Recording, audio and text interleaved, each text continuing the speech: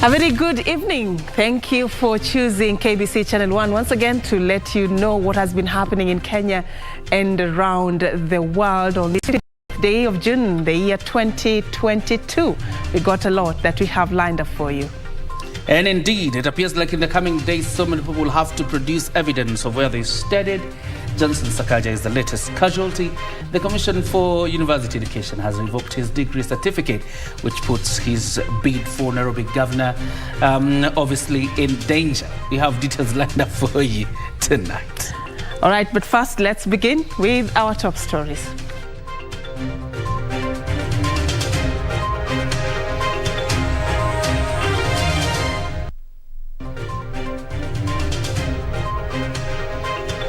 Senator Johnson Sakaja's woes deepen as the Commission for University Education revokes his degree certificate. Taming hate speech. Kenya launches action plan to counter vice. And Azimio and Kenya Kwanza Kambani and Kisii electorate with pre-election promises.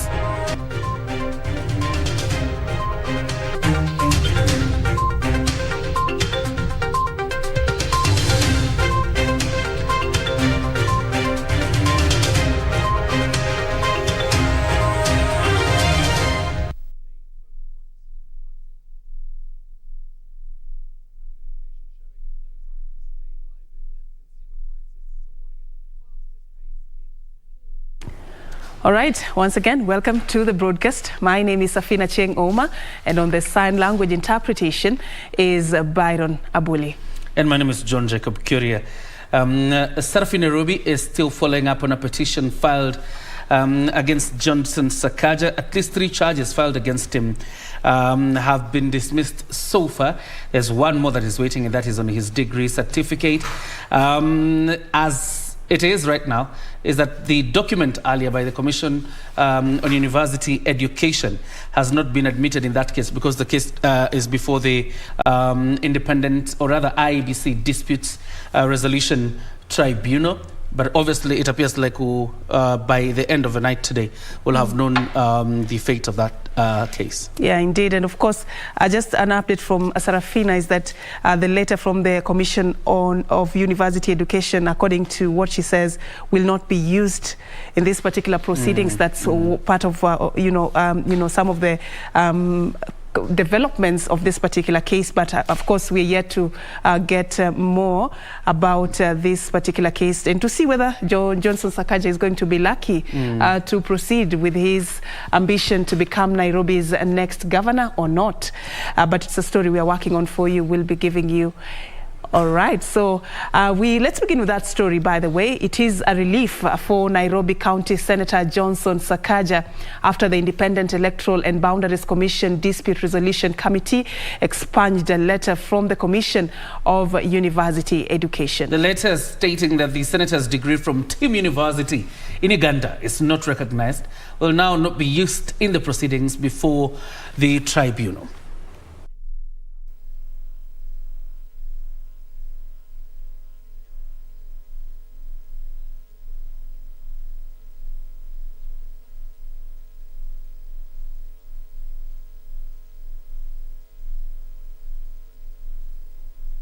This affidavit is critical to the determination of this matter. Chair, honorable members, unless we are saying that we are engaging in a casual exercise, but my understanding, and which is my humble submission, is that we are seeking to get to the bottom of the issue before us. It has nothing to do with the proceedings herein. We are not in any way seeking to have these proceedings stayed or reviewed by the High Court. Commission for University Education is not a part in these proceedings. It is the order of this committee that the affidavits dated 12th and 15th of June 2022 be and are hereby expunged from the record of the committee.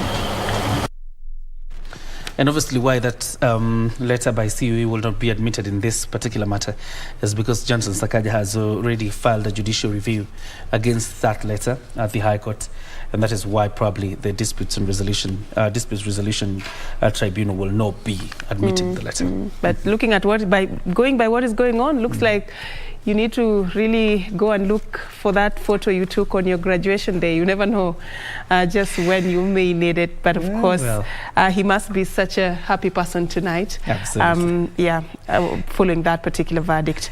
Let's take this forward. President Uhuru Kenyatta and his Zambian counterpart Hakainde Hichilema are set to hold bilateral talks for 2 days with the aim of enhancing relations between the two countries. President Hakainde Hichilema arrived in the country Wednesday and was accorded a state reception ceremony, including a guard of honor mounted by Kenya Defence Forces and a 21-gun salute.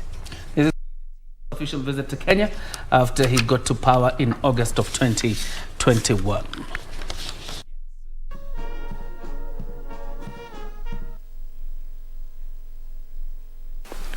We see Zambia as a strategic and a vital trading partner, but also an investment partner for Kenya in several areas.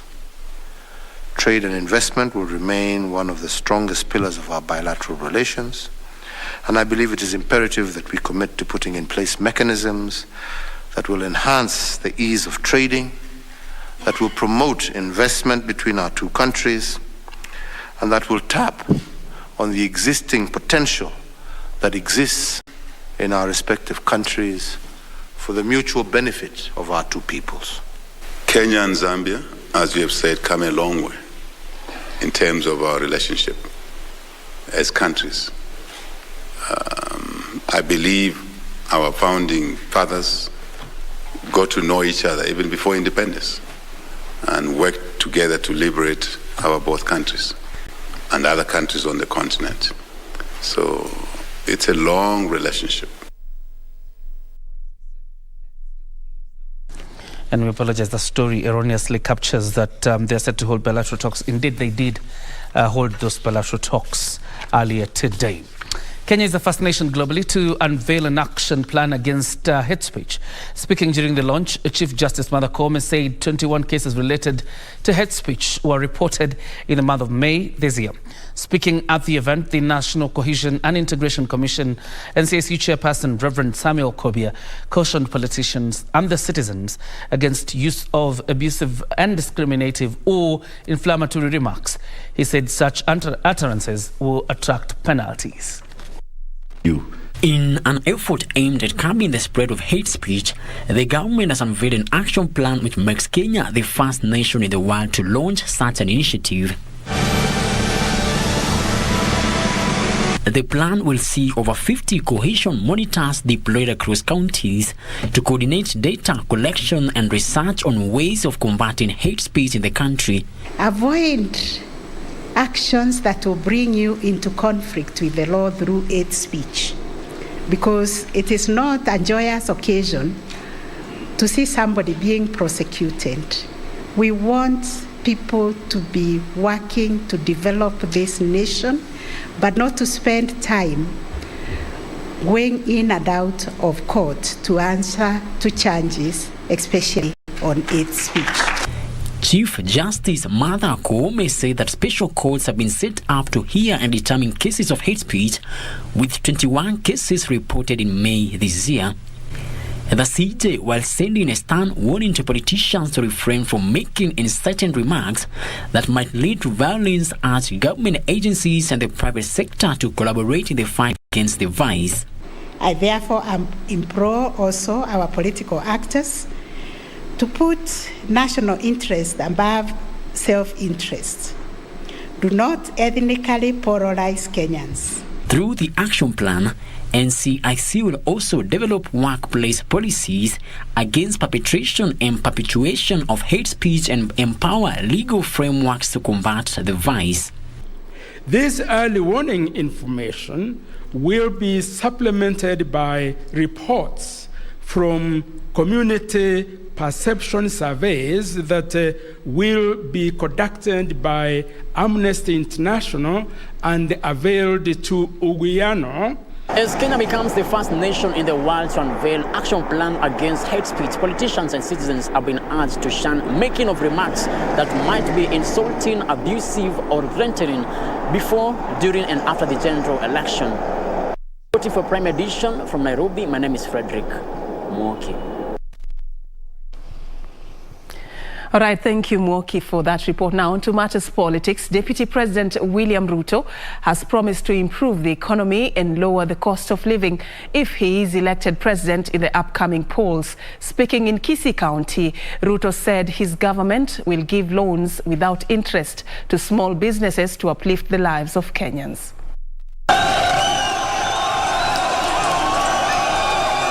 The Kenya Kwanza team took its campaigns to Kisii on Wednesday.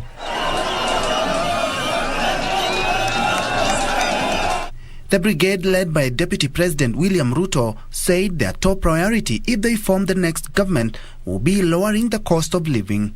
Safari hii tutaweka pesa ya serikali ndio imsaidie mwananchi wa kawaida hapa chini, na hiyo pesa haitakuwa na interest yoyote.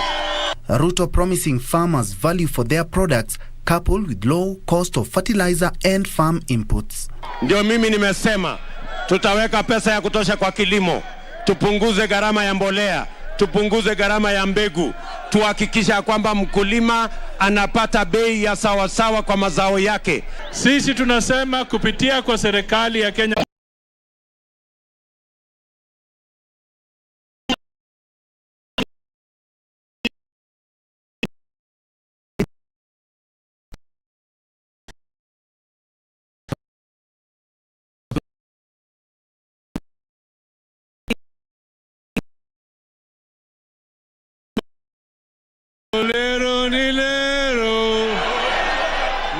Raila breathed life into his recently launched manifesto, promising major investments in infrastructure and water projects, as well as economic empowerment. Unaona hapa magari kutoka Adisa yanapita hapa kuelekea Mombasa na kurudi.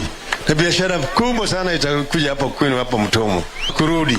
Na biashara kubwa sana itakuja hapa kwenu hapa Mtomo. Sawa sawa? Kwa hiyo tutamaliza. Itakuwa nywe. Sasa barabara zingine hapa ndani yote tutatengeneza sawa sawa. Barabara ndio kazi yangu. Anaelewa zaidi kama mchoraji, kama engineer. Safari moja tulitembea naye, sasa imefika tu kilomita chache kutoka Mwingi. Tukichukua mamlaka, Mungu atusaidie, kutoka Mwingi mpaka Usueni mpaka Maua ishikane na Isiolo. Ndio mtaona tauni zetu zitakuwa zaidi. Raila leading his allies to marshal support for his 2022 State House bid. Nataka kuona kama kila Mkenya anacheka. Ndio tutakuwa tumemudu yale madui wetu watatu: ujinga, ugonjwa na umaskini. Mimi nawaomba kwa heshima, tarehe 9 kura zote ziende kwa Raila. Mwenyezi Mungu awabariki. Raila also took the opportunity to endorse former Kitui Governor Dr. Julius Malombe for another stint in the coming general election. Naona nyinyi hapa mmeamua ya kwamba mnataka gavana awe Malombe.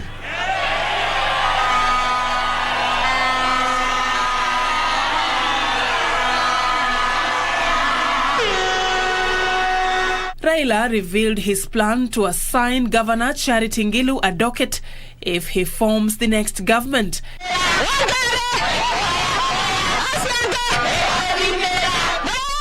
His running mate Martha Karua led similar campaigns in Kerugoya, Kirinyaga County, promising zero tolerance to corruption should they win in the August polls. Kila mpango kwa serikali inahitaji pesa. Ile uporaji iko Kenya siku ya leo. Ile matumishi baya ya pesa za umma na wizi tupu. Isipokomeshwa, hiyo maneno yote haiwezi endelea. Meanwhile, a section of ODM legislators in Mombasa County has warned their UDA counterparts against politicizing Mombasa port issues. Led by Mvita Member of Parliament Abdul Somad Sharif Nasser, The leaders insist that Deputy President William Ruto's promise to return port operations to Mombasa is hypocritical. Kwa hivyo sisi tunawaambia tu ya kwa watu waje wawe matalii kama vile walivyokuwa matalii kama siku zote. Wakimaliza tuachieni mji salama, tuachieni bandari yetu salama bila utapeli.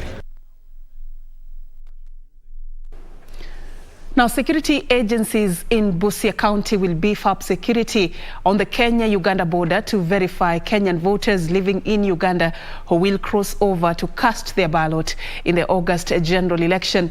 Elsewhere, Bomet Governor Hilary Barchok has decried the increased fuel prices, saying that it will raise the cost of living.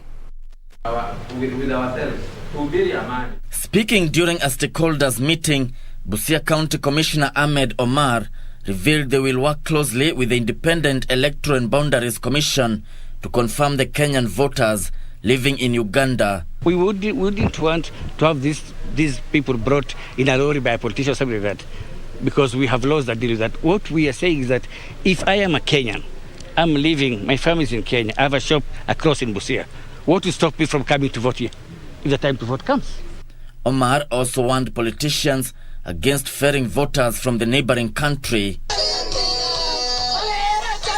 Elsewhere, Bomet Governor Hilary Barchok took his campaigns to Kaptembo in Konoin sub-county, where he decried the increased fuel prices, saying it will raise inflation. Vitu ambayo tunanunua kwa duka from industries, kwa sababu mambo ya mafuta imeenda juu, na hiyo karama itaangushwa kwa the common man. Wewe ndio utalibia hiyo karama.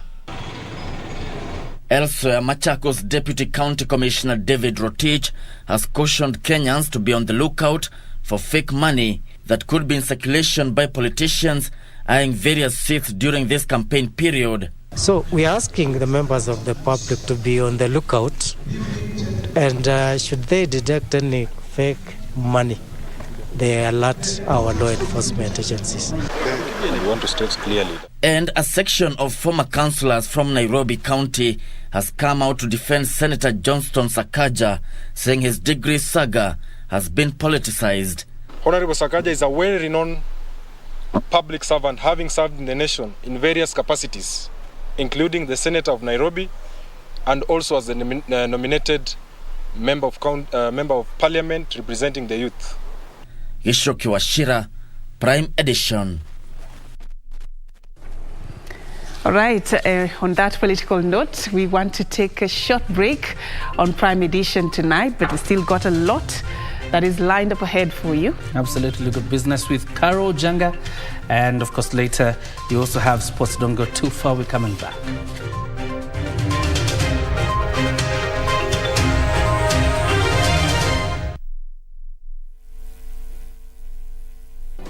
Do you have a news story to share with KBC? Get in touch swiftly on email news@kbc.co.ke or call 0723-892-654 or 0734-780-124.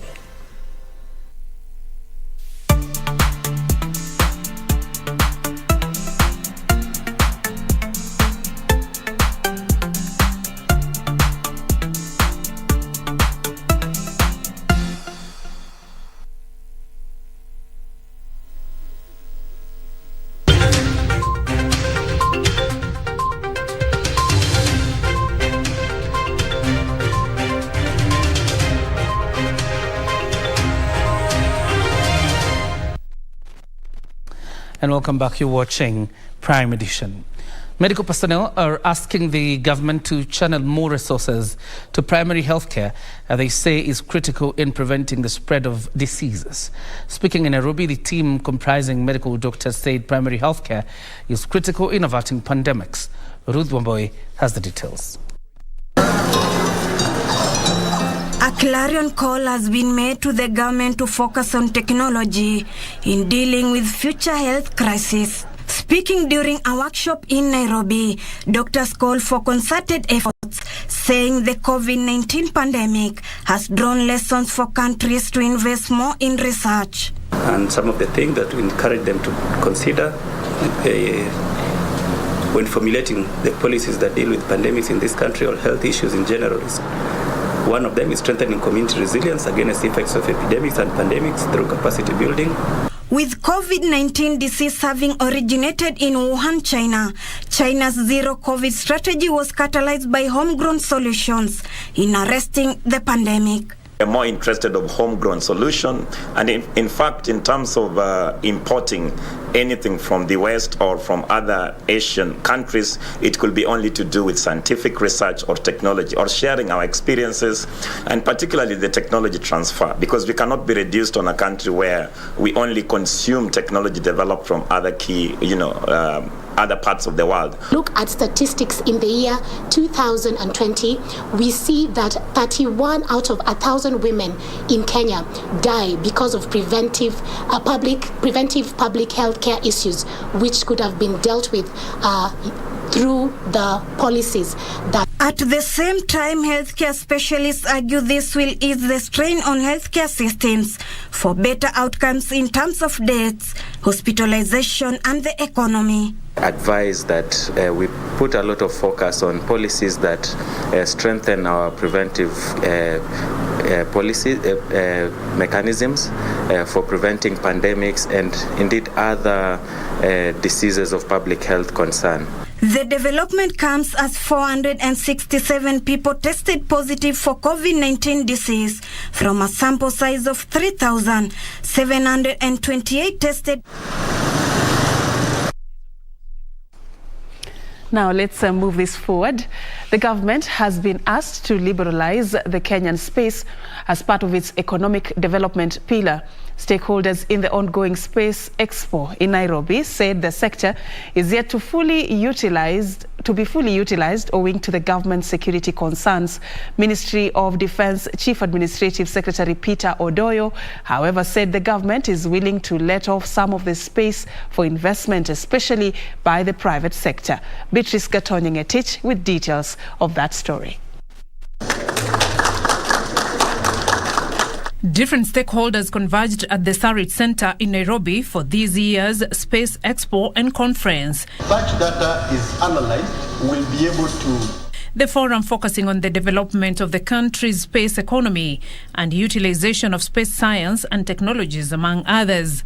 The three-day conference brought together policymakers, investors, and representatives of space agencies and international organizations. Stakeholders urged the Kenya Space Agency to let free of some of its space for private investment. Fedha inakuja baadaye, lakini kitu ya muhimu sana ni ile akili na ujasiri wa wanasayansi wetu. Na nimeona hapa vijana wetu ambao wako kwa university tayari wameanza kujenga, kuanza kutengeneza vile vifaa ambayo vinaleta pamoja, tuwe satellite kama hii taifa moja ambayo itaenda juu, anga ya juu, na baadaye ndio itakuwa natuletea habari kila siku. Speakers at the forum underscored the importance of using the space technology, especially in the agricultural sector, to provide early warning on disasters such as on pest infestation. So all this technology will help us in terms of controlling the air, controlling the environment, and managing the traffic in Nairobi, which is a menace at the moment. Tuta launch satellite yetu ya kwanza, Taifa 1, ambayo itakuwa natuletea habari direct kutoka angani, ili tujue kazi yetu, agriculture yetu inaendelea namna gani, misitu yetu inaendelea namna gani, hata upande wa security. Ministry of Defense Chief Administrative Secretary Peter Odoyo, who spoke on behalf of Cabinet Secretary Eugene Wamalwa, said there were still opportunities open for investment in the Kenyan space. 65 out of 169 SDG targets, approximately 40% can benefit directly from the use of geolocation and Earth observation satellites. This means that Kenya can make significant progress in realization of SDGs if we leverage space technology and applications and make deliberate, appropriate investment in these satellites. Kenya Space Authority has partnered with space agencies from Egypt, Ghana, Nigeria, Sudan, and Uganda to develop a 6U Earth observation satellite through the African Satellite Initiative. Kenya gladly welcomes foreign investment in development of both horizontal and vertical infrastructure, including commercial launch facility to take advantage of geographical position along the equator, which leads to fuel cost savings for equatorial rocket launches. Beatrice Gatonyengetich, Prime Edition. Now, a European Union representative has to travel to Kenya to weigh up possible aid for a village near the Somalia border attacked by terrorists. But after a fatal accident triggered by her presence, she realizes too late the effects of her appearance with a numbered convoy. Will she manage to accomplish her mission? Here now is a review of the film Adisa in our weekly segment, Cinemas and Theatre. Cinemas and Theatre. Brought to you by the Kenya Film Commission. Film Kenya, Capture Africa.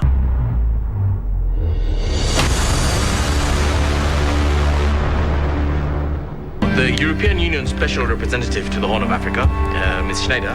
The film Adisa follows Suzanne, a chief diplomat and representative of the European Union, who visits a remote village on the Somalia border that was a target of terror attack. Al-Shabaab is a very well-paying employer, and that is why your visit today is so important. While the bereaved put all hope in her, the date and promises made to Suzanne appear just a routine.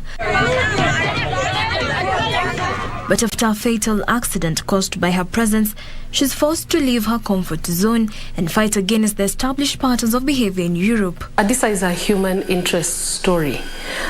It's based on actual events that happened.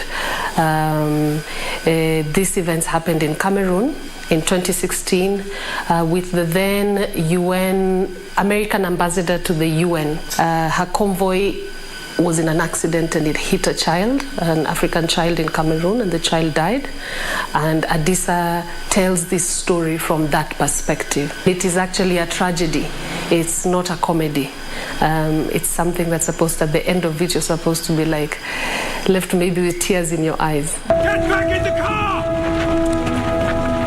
Filmed in the breathtaking cities and countryside of Kenya, Adisa by Film Crew in Africa was filmed and directed by Simon Denda and features Victoria Meyer, who plays Suzanne, Jacqueline Onjiko, who plays Zola, Gots Otto, who plays Commander, and Robert Agengo, who plays father to Adisa, among others. You've killed my son! In Kenya, we did a very vigorous audition. We did a casting call to many, and we narrowed it down to a couple of ladies, especially the one who's playing the local role by a lady called Jackie Kaboy. We narrowed the filming days to about 6 days, and on the 7th day we did what we call GVs. Boss, nini imefanyika? The film has bagged various awards, including the Silver Student Academy Award in 2021. Adisa has been well received worldwide, or the many countries that Adisa has been able to do a tour. We've done a couple of film festivals, both locally and in abroad, and we are fortunate enough to have about 10 awards. Sir, and action. I believe we are at the right space, and we are in the right time, whereby you can see a lot of local good productions are happening. Adisa being one of them. I think it's a high time that our audience continue appreciating what we are churning out, and whenever we have films and we call upon our local audience to come to the theaters and watch, they should be able to believe in us that we are bringing out the best. Imagine the pain of losing a child, the grief of a family. What can possibly heal the pain? Adisa being a short film, we've been arranging a series of screenings.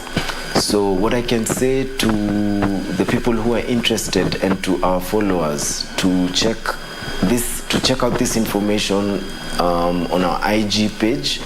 Our handle is @making_of_Adisa.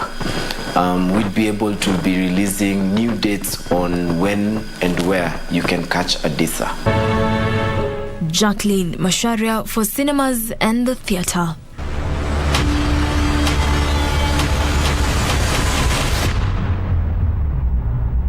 Cinemas and Theatre. Brought to you by the Kenya Film Commission. Film Kenya, Capture Africa.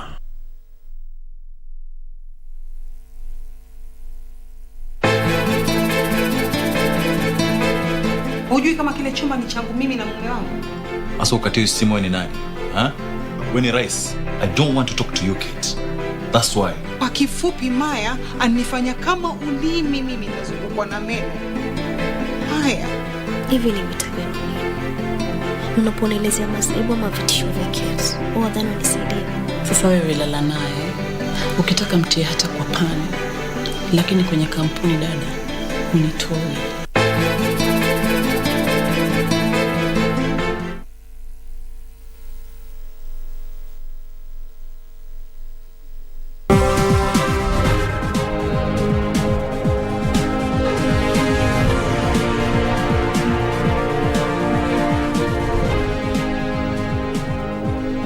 Lovely Wednesday. Let's now focus on business news tonight. Now, the Engineers Body of Kenya has accelerated the registration of professional engineers to clear the backlog of graduate engineers waiting to be certified. EBK says it plans to increase the number of registered professionals engineers in Kenya from the current 3,000 to 10,000 in the next 5 years. The board says it has already launched the engineers stamp to help in the identification and verification of engineering documents and work supervised by a professional engineer. Kenya is facing a major shortage of professional engineers, with less than 3,000 professional engineers serving a population of more than 50 million people. The engineer per capita ratio in Kenya currently stands at 1:16,000, far exceeding UNESCO's recommendation of 1:250. The law requires graduate engineers to have a 3-year relevant experience to qualify as certified engineers. We acknowledge the work done by the agencies already. We know the agencies are in partnership with a number of universities, and this collaborative framework will bring this together so that those resources can be put into use from better road improvement, maintenance, and in design and construction. The Engineers Board of Kenya says it has initiated a graduate engineers internship program and formulated an academic-based graduate engineering platform to help graduate engineers and lecturers acquire relevant professional trainings. Out of this agency model, the board has registered first 13 engineers from Isuzu in one sitting. We therefore encourage other institutions to partner with the board to develop structured training for their graduate engineers. Principal Secretary, State Department Infrastructure Professor Paul Maringa has urged EBK to crack the whip on quacks who have been blamed for the rising number of buildings that have collapsed in the country. 90% of the buildings that are collapsing are actually not designed by engineers. They're designed by what we call halfway engineers, who in the past have been referred to as quacks. We've accepted that is a terminology we're not going to use, because those designers, even though they're not fully trained, are actually Kenyan technicians and below who desire to be engineers. And in our discussions today, we've agreed universities and other training institutions of higher learning are going to open themselves up to upgrade those people, so they stop giving us substandard services and advice. IEBC says it has already rolled out the engineer's stamp to help in the identification and verification of engineering documents and work supervised by a professional engineer. The PS spoke during the ongoing Engineering Partnerships Convention in Mombasa that brings together more than 1,500 engineers. Juni Karisambele from Mombasa County. Moving on, importers have 5 months to register their intellectual rights on the newly launched Anti-Counterfeit Authority IP recordation system. The IPR database will capture trademarks, copyrights, trade names, as well as other protected intellectual property rights for all goods to be imported into the country. The move aimed at curbing the inflow of counterfeit products into the country.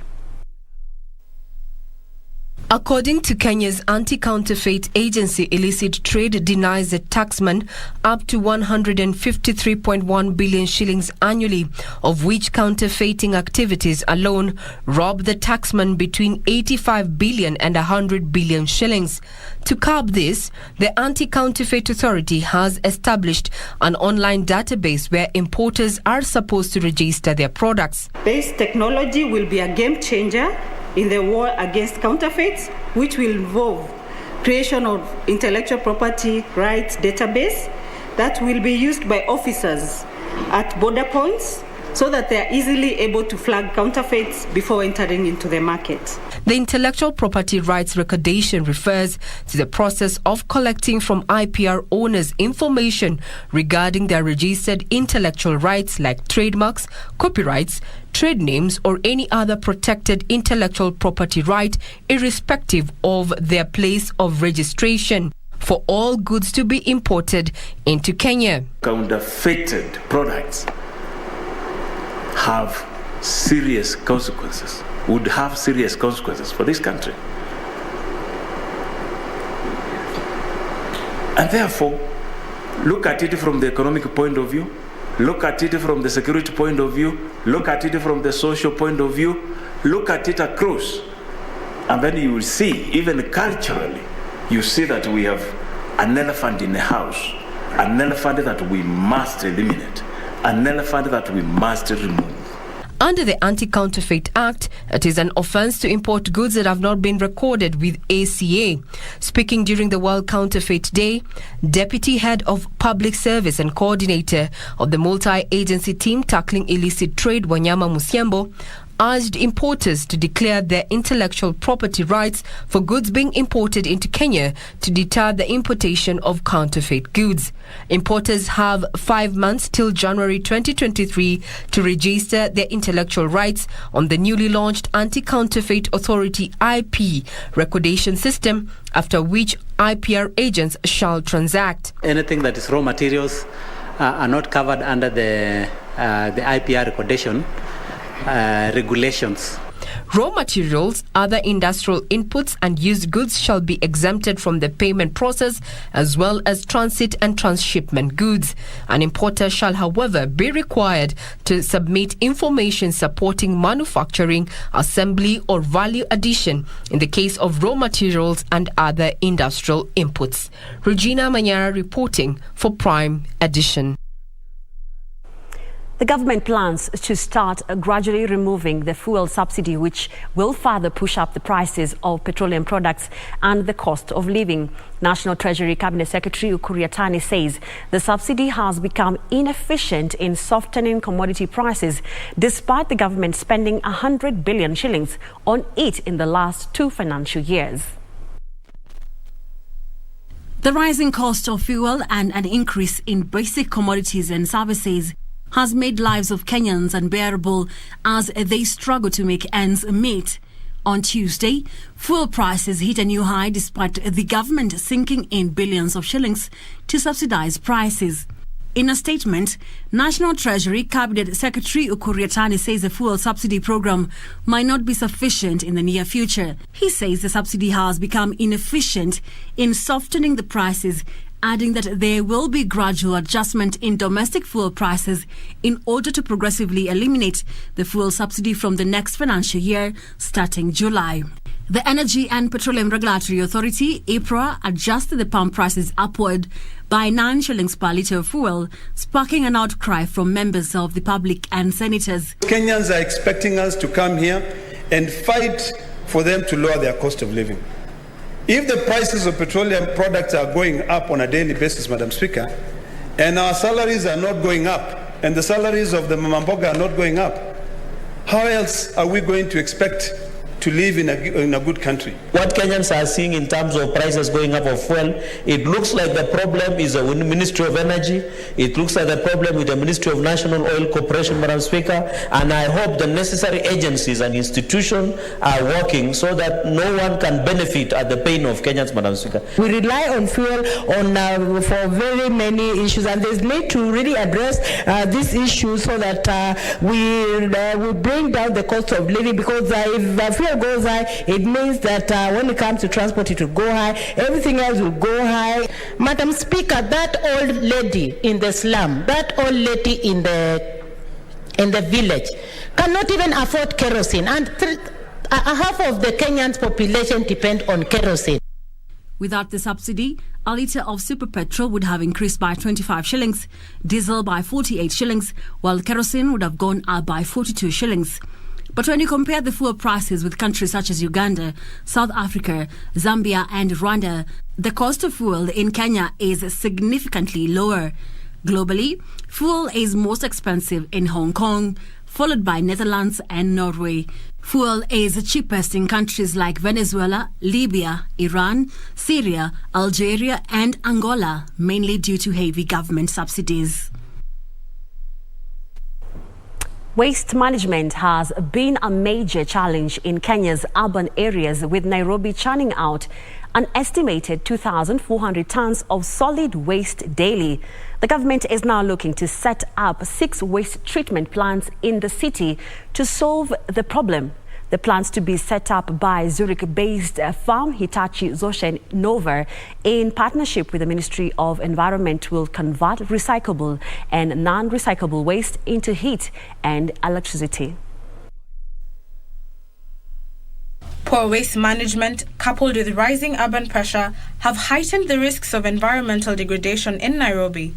Of the waste generated by the city, only 45% is recycled, reused, or transformed into a form which can yield an economic or ecological benefit, a far cry from the 80% target set by the National Environment Management Authority. Zurich-based firm Hitachi Zosen Innova, in partnership with the Ministry of Environment, are setting up 6 waste treatment plants in the city.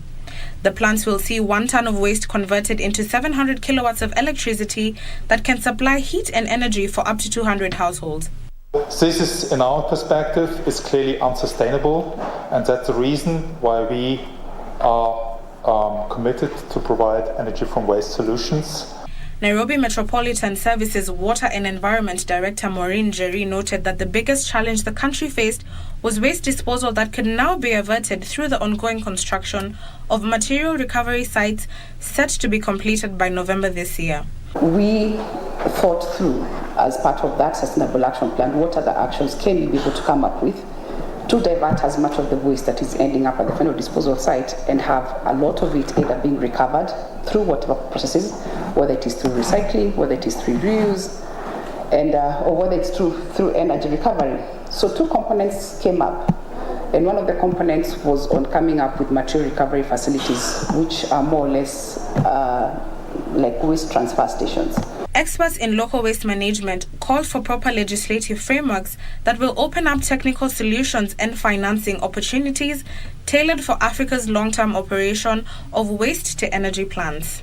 There has to be a very proper, detailed framework so that if I come in as an investor, because this is not something that NMS alone can do or any other county government can do,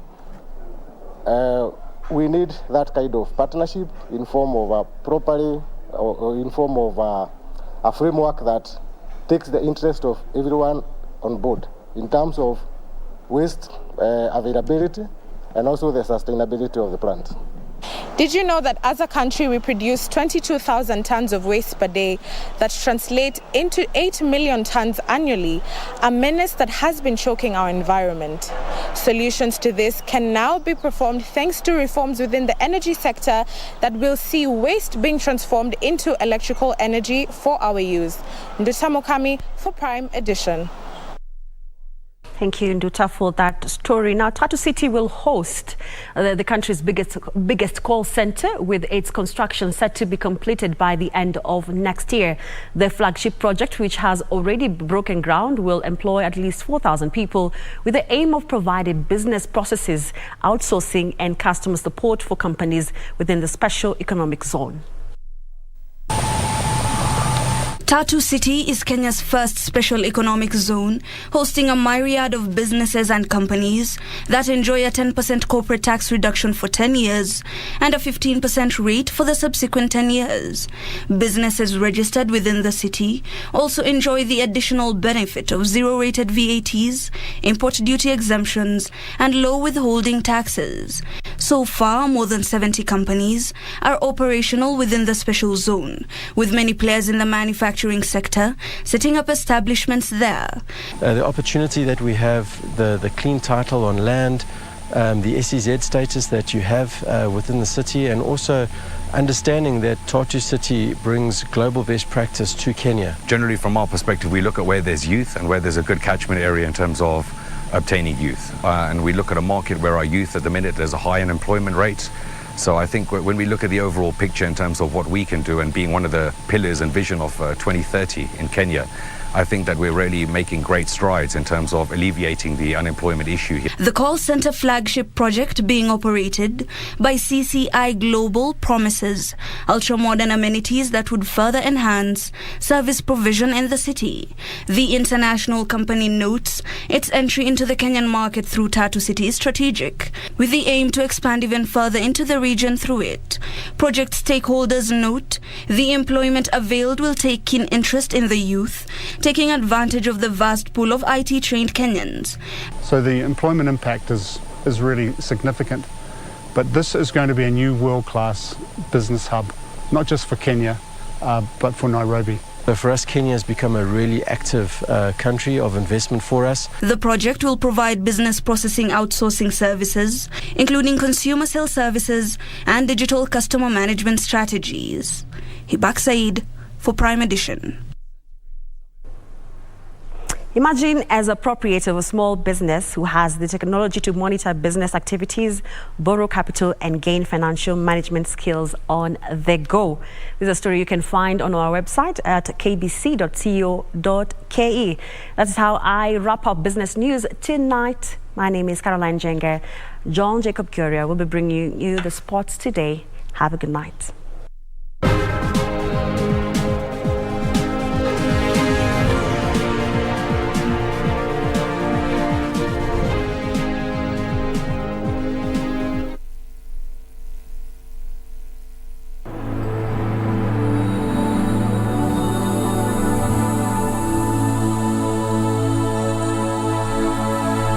Every day, over 15 million members are transforming Africa.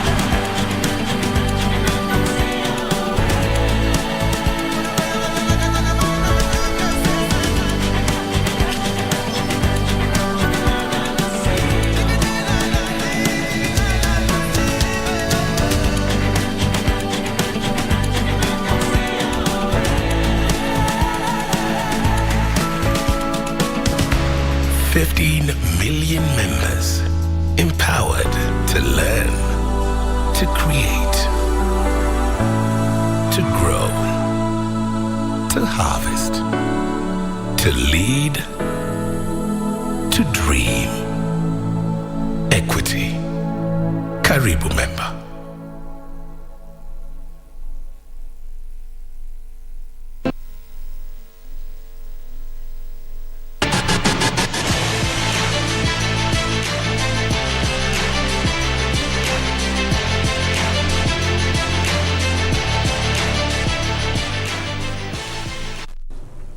It's time for sports now. The national women's volleyball team, Malkia Strikers, risk being banned by the International Volleyball Federation if they miss the World Championships slated for September and October this year.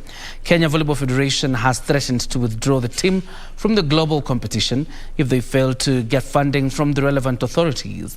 The team requires a total of 46 million shillings for tickets, accommodation and players' allowances. Malkia Strikers' plans to train in Brazil and Serbia may flop after failing to secure funding from relevant authorities. Head coach Paul Bitok said they require a total of 46 million shillings to cater for their air tickets, accommodation and players' allowances. Despite of only training, we will be having 4 friendly matches with the top 4 clubs in Brazil. So you can imagine we went to Olympics last time. We were about to win Japan and South Korea without any international friendly matches. He said he delayed announcing the team for the trip due to uncertainty surrounding it. His words were echoed by KVF Vice Chairman Charles Nyaberi, who decried that they may be forced to withdraw the team from the World Championships unless the Ministry of Sports intervenes, a move he said will greatly affect them as they risk being fined and getting a ban from all international events. The Ministry and the government worked with us to bring us this far to qualify. So we are just pleading. It's just one bit of. And then another thing is that our world body, the FIVB, this is the first time that we're getting this volleyball empowerment project. It's a benefit. It's a handout that we're getting from the world body. Nyaberi called on the sports CS to intervene and ensure the girls proceed for the training sponsored by the International Volleyball Federation. Malkia Strikers, under the tutelage of 4 Brazilian coaches, have been in non-residential training for the past 3 weeks in preparation for the trip, and it was expected to depart this Saturday for Brazil. And the second edition of International Sports Conference that has attracted participants from different parts of the country started today here in Nairobi. The theme of the 3-day event is investing in sports, talent development for sustainable elite performance. Charut, Kinga, Baru, sitting stand up punch, single punches, 1. The second edition of the International Sports Conference started today here in Nairobi. Speaking during the event, the Kenya Academy of Sports Acting Director of Research, John Okwemba, stressed the need to recruit as many young talents as possible in order to equip them with skills that will help them excel in the sporting activities in the future. There's a lot of talent at the grassroots, but if they are not discovered, they will go to waste. Therefore, we are trying to make sure that they get the knowledge that there are organizations that can come up and help them develop their talent. Okwemba also called on schools in the country to embrace sporting activities as a way of nurturing and developing talents among the students. We are bringing all the stakeholders together in order to synergize, talk through the experiences, talk through the new technology that is helping our young people who are sports people be able to perform excellently at the international level. The theme of the 3-day event that has attracted participants from across the country is investing in sports talent development for sustainable elite performance. For Prime Edition Sports, I'm Daniel Mwendwa. Malindi won the inaugural edition of the Coastal Beach Soccer Tournament after beating neighbours Mombasa 3-2 through penalty shootouts at Buntwani Waterfront in Malindi, Kilifi County. The game, which has ended at 2-2 during the regulation time, was organised by Football Kenya Federation FKF Transition Committee in a bid to raise the standards of a game in the coastal region.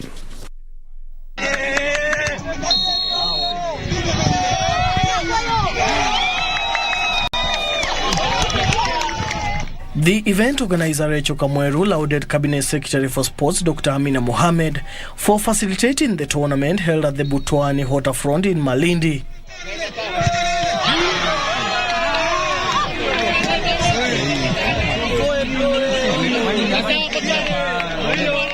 Malindi team captain Hudhaifa Mchula urged local stakeholders of the sports to initiate the league that would provide the players a platform to nurture their talents. In the girls category, Malindi girls won 1-0 on penalties after a 4-4 draw against Progressive FC, who mounted a comeback from 3 goals down to equalize. A total of 10 teams from Kilifi, Lamu, Kwale, Mombasa and Tana River counties took part in the tournament, with winners taking home medals and cash prizes. The Confederation of African Football (CAF) last year unveiled the headquarters of the African Beach Soccer Union in Nigeria's Federal Capital Territory.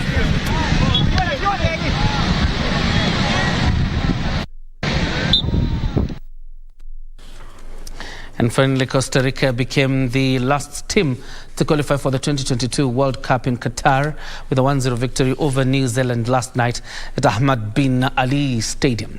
In the Intercontinental Playoff, Costa Rica took a that-minute lead when ex-Arsenal player Joel Campbell shot low into the bottom corner.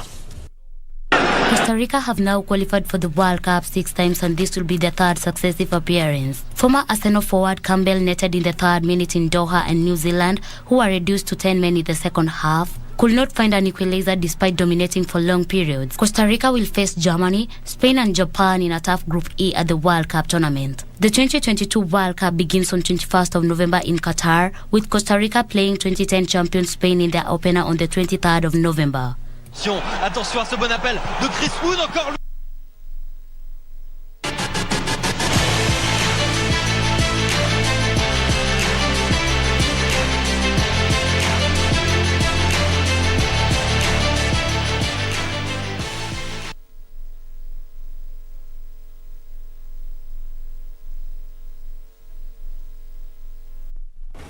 Time for us to exit and give way to the reggae team. I don't know what's your favorite. Probably we can start with yours. No, I see what you're doing there, but I am not going to sail on that boat. Not today. But at least one thing that I can tell you, I've traced one of the photos I took with some of my good friends way back in campus, and I'll be doing that just to keep them, just in case. Just in case. The only problem I have is that mine then, the John Jacob then and today is a whole world of a difference. So I don't know whether it would still look like me, but yeah. But you never know. Just you never know when you'll need some of these pictures and those class attendance sheets that you signed. But yeah, just keep them. You never know. Maybe the best thing is to avoid being governor or president. That's also another way. I didn't think about that. Yeah. Anyway, that's how we wrap it up. Thank you so much for creating time to catch a Prime Edition tonight. But as we leave, of course, it's getting better right here on KBC Channel 1.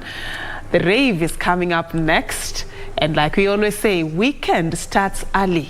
Right here. They're on your screen, actually. Yeah. You can see them. That's the reggae team ready to, of course, giving you positive vibes. You say positive vibes. Wagwan. Wagwan. It's time to go have yourself a fantastic night. My name is John Jacob Kioria. And my name is Serfine Chengoma. On the sign language interpretation has been Byron Abuli. Have a good night and God bless. Choose the music.